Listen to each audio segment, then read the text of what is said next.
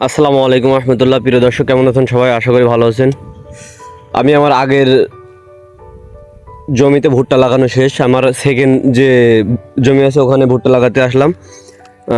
এখানে যে জায়গাটা আছে এখানে মূলত 1 বিঘার উপরে হবে, 1 বিঘা 2-3 কাঠা এমন কিছু হবে। এখানে আমি কি পরিমাণ সার দিলাম, আমি আমার এই জমির অনুযায়ী আমাদের এখানে 33 বিঘা, আমি প্রতি কাঠায় 1 কিলো করে টিএসপি, তার একটু বেশি হবে, এবং এমওপি পটাশ সার দিলাম 1 কিলো করে। আর জিপসাম দিলাম, আমি ক্যালসিয়াম জিপ দিয়েছি এখানে হলো 12 কিলো মতন। এখানে দুই প্যাকেট আছে, পাশাপাশি আমার কাছে আরও 2 কিলো মতন লুজ ছিল। এবং আমি ভুট্টাতে অতিরিক্ত যাতে আপনার রুট হয় এই জন্য আমি এই শিকড় বর্ধন হরমোন, যে রুট আছে, রুট হরমোন, ওটা দিয়েছি।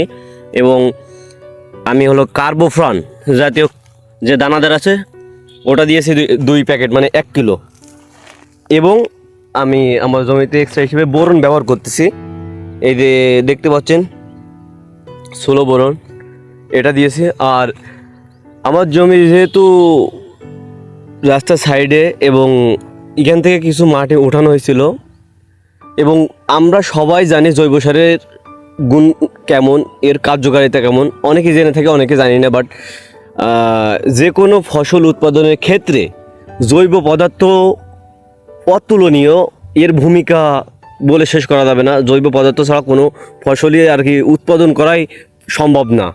আমরা যদি রাসায়নিকভাবে করতে চাই, এটা হলো অনেক ফসল উৎপাদনের ক্ষেত্রে জৈব পদার্থ অনেক গুরুত্বপূর্ণ। সেই জন্য আমি অবশ্যই এই যে দেখতে পাচ্ছেন যে এটা মূলত হলো ট্রাইকো কম্পোস্ট।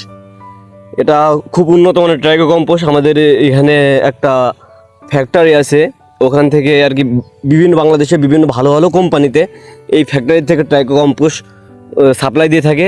আমাদের যেহেতু পরিচিত, এই জন্য আমরা ওখান থেকে নিয়েছি। কিন্তু তাদের পার্সোনাল বস্তায় আমাকে দিয়েছে, ওটা সমস্যা না। কিন্তু এর ভিতরে যে মূল উপাদান, এই উপাদানটা তো আমার ঠিক আছে, ব্যাপার না। আমি এখান থেকে 5 বস্তা, প্রতি বস্তায় 40 কিলো করে ট্রাইকো কম্পোস্ট আছে। আমি এখানে 5 বস্তা ট্রাইকো কম্পোস্ট দিয়ে থাকবো।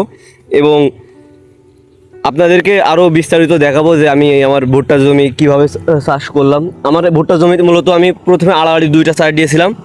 তারপরে আর কি যে রোটারি নাঙল আছে, রোটারি নাঙল দিয়ে 2টা চাষ দেওয়ার পরে আবার 2-1 দিন ফেলে রাখার পরে, প্রতিটা চাষ দেওয়ার মাঝে আমি 2-1 দিন করে আর কি ফেলে রাখছি। 2-1 দিন ফেলে রাখার পরে আবারও 2টা চাষ দিয়েছি হলো আপনার ওই ফাল দিয়ে, ট্রাক্টরের যে ফাল দিয়ে। আমার জমিটা একটু উঁচু নিচে ছিল, এই জন্য আমার একটু চাষটা বেশি দেওয়া লাগছে। এবং আমি যে এখন যে সারগুলো ছিটানোর পরে অবশ্যই আরও 2টা সার দিয়ে, আমাদের এখানে মই পাওয়া যায় আর কি, মই বাসই একাক এলাকায় এখানে পরিচিত।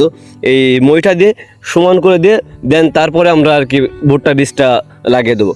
অবশ্যই এখন যে ভুট্টাটা লাগাচ্ছে আমাদের আগের বইতে অবশ্যই লাগানো হয়ে গেছে, ওখানে চারা বের হয়ে গেছে, ওটাও আপনাদেরকে ভিন্ন কোনো ভিডিওতে দেখাবো।